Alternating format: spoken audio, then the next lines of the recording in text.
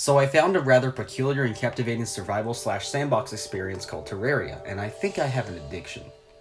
Yo, what's up everyone? It's LC here with a brand new video. Before we move on to the content, make sure to leave a like and subscribe.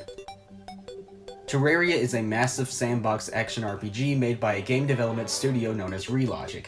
In this amazing and crazy experience, you can explore, craft, go mining, build bases, go fishing, fly into space on a UFO, but the main attraction is getting to fight countless unique bosses from King Slime all the way up to Moon Lord. When I was younger, I didn't really know a whole lot about the game and thought that it was a slightly different alternative to Minecraft with some similarities, and while I'm kind of right about that, as I progressed through the game, that assumption became more and more unclear. If you're familiar with Terraria, then you're familiar with the way the game looks and feels. The game is 2D with a heavy emphasis on art style. If you look at the sprites for bosses like Skeletron Prime, Wall of Flesh, and Moonlord, and even the textures for the overworld biomes, you start to see a consistent, good-looking style. I mean, the dynamic backgrounds look amazing to say the least, and provide some of the greatest scenery I've ever seen in an indie game.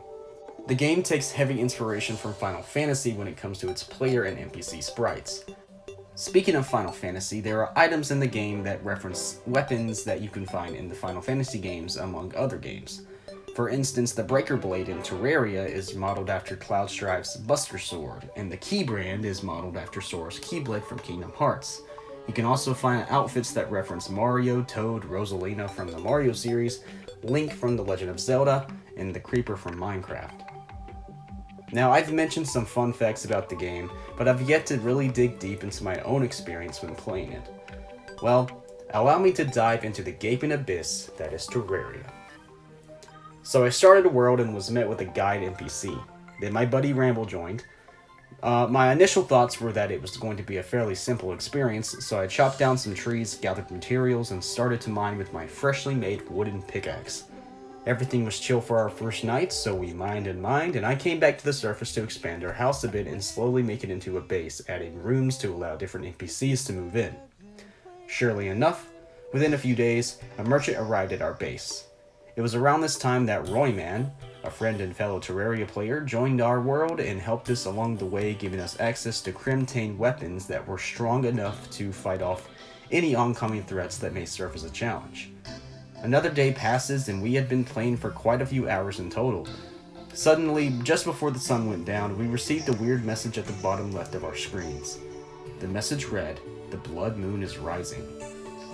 The blood moon is an event that happens every few nights in a Terraria world. During this event, the enemy spawn rate is heightened and the difficulty is as well. Our first blood moon was a complete disaster. All of our NPCs died, and despite our blood butcherers packing a punch, the blood moon enemies were just straight up violating us after a while.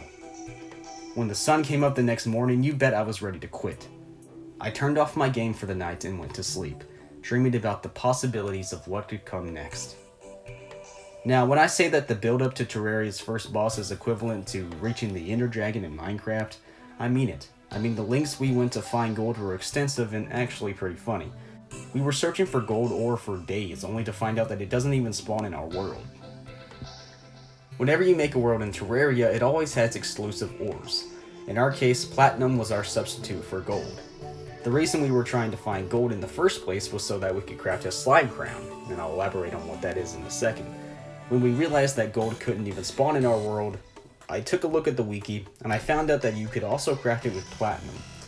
So we set off in search for that sacred ore. When we found enough, we made a platinum crown, grabbed some gel from our storage chest, and stormed to the Crimson biome. Time for another Terraria history lesson. The Crimson biome is a biome where the grass grows green, enemies are tougher and more aggressive, among other things. Among these features holds an altar, one of many that you can use to craft special items, and among these is the aforementioned slime crown. Now is the part where I elaborate on said slime crown. The slime crown is a summoning item used to spawn Terraria's first ever boss, King Slime. Speaking of slimes, there's an event that has the chance of summoning King Slime, and it's called the Slime Rain. It's a special event where slimes of all different types and forms fall from the sky like rain. Once you kill a certain number of slimes, you can fight the boss. However, we never had the slime rain until after we beat King Slime. We tried to fight King Slime quite a few times and failed miserably, trying to find some way to defeat him. We tried fighting him outside of the base and got clobbered to death. We tried trapping him in a trap above the base, but we found out quickly that he could teleport, and then we died again. On our final attempt, we made sure to gather everyone together at the building of our first ever arena. It took a bit of time, but the arena was ready, made with some stone walls and wooden platforms topped with campfires scattered around to provide life regeneration. We summoned King Slime, and through an extensive and stress-filled battle, we strived through and defeated him once and for all. This might not seem as big now that it's all said and done, but actually being able to take down King Slime made me feel like a king myself. It was the most rewarding experience I've had in a game in a very long time, and the greatest thing about it was that this was just only the beginning. After we defeated King Slime, it was only natural that we would set our eyes on the next boss. On one of my trips to the underground, I found a chest with a suspiciously looking eye in it. This was an item that you could use to summon the Eye of Cthulhu. If you don't know what that is, it's the floating eyeball on like the most popular screenshot of the game. This summon was very easy to find, as we didn't really have to craft anything for it. We trekked back up to the arena, summoned the Eye of Cthulhu, killed it, and started preparing for the third Terraria boss. This was an interesting one. Basically, every world that you generate has an exclusive biome, which in turn gives you an exclusive boss to go along with it. If you have a Crimson biome, you get the Brain of Cthulhu. If you have a Corruption biome, you get the Eater of Worlds. In my case, I had the Brain of Cthulhu. To summon him, we had to destroy 3 hearts in the Crimson. The hearts were difficult to get to because we had to use dynamite and bombs to break the otherwise impenetrable Crimson blocks. When we tried to summon him, however, we got smoked, so we got Royman to help us out. After a second battle, we defeated the Brain and continued forward. At this point, we were pretty capable of taking down the next boss, so we hiked to the jungle and destroyed the larva which summons Queen Bee. Defeating her grants a chance to drop the bee's knees, the strongest bow in pre-hard mode. It shoots fucking bees! I was lucky enough to get one on first kill. Now there's a dungeon on the far left of every Terraria world. Within that dungeon is a winding tunnel with tons of treasure, but the thing is, you can't travel through it without defeating the boss that's keeping the old man there by curse. This boss is known infamously as Skeletron. Ramble and I actually tried fighting him really early on and got absolutely trampled, but fighting him this time, we actually stood a chance. With the help of our dungeon arena and some better weapons and armor, we were able to take him down. This one was particularly harder than the others. One reason is because of his higher health bar, but another reason was that this was the first boss to have more than one hitbox, 3 to be exact, which understandably made it more challenging. And after Skeletron, we had one more boss left, the Wall of Flesh. If you dig low enough underground, you'll eventually reach the Underworld, or as my friends like to call it, the Burning Pit of Hell. That's where we were headed. Surviving in Hell was a tough task for all of us, as we would always die relatively quickly, but in order to get the summon for the Wall of Flesh, we had to go down there and kick some ass. We killed tons and tons of demons, and within time, one of them dropped a guide voodoo doll. The description for this reads, "You are a terrible person." That's all. You basically commit murder when you summon the wall. This is because what you have to do with the voodoo doll is throw it into the lava, and in turn killing your guide NPC.